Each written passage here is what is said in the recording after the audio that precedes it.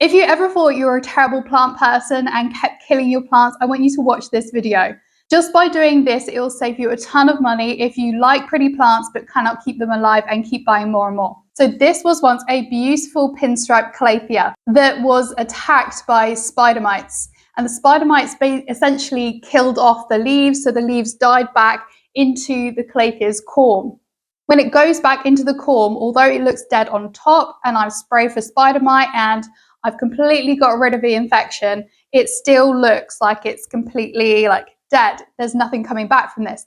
But leave it a few months, keep watering it, keep it damp. I put it in a terracotta pot so that it won't remain too damp for too long, as the terracotta wicks the water from the soil, but it will keep it nice and moist. Don't want it too wet because there's likely hardly any roots on the actual corm of the calathea in the soil because it's died back completely. It's like, oh, I don't want to live, so I'm going to go back into the corm. But look at this. A few months later, after keeping the soil relatively damp, on the side here, we have some new growth. And just by leaving that, I've saved myself another 20 quid.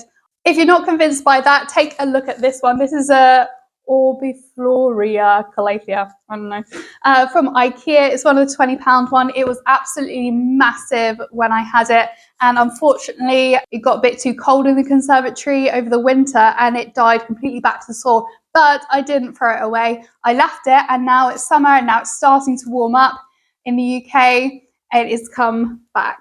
It doesn't just work for calatheas, it works for any corm plant too, any tuber as well. Let me show you.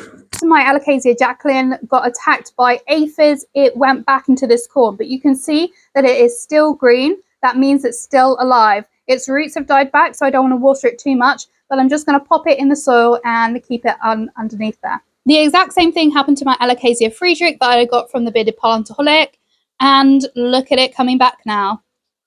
The larger the tuber or the corm is, generally the more successful they are at coming back. And what you want to make sure is that they don't rot and the little scarab fly larvae don't actually eat. And if you want to see how I deal with scarab fly and fungus gnats, check out my other videos. And just like that, I've saved myself around 60 quid just by saving those plants. I still get to enjoy them when they do come back.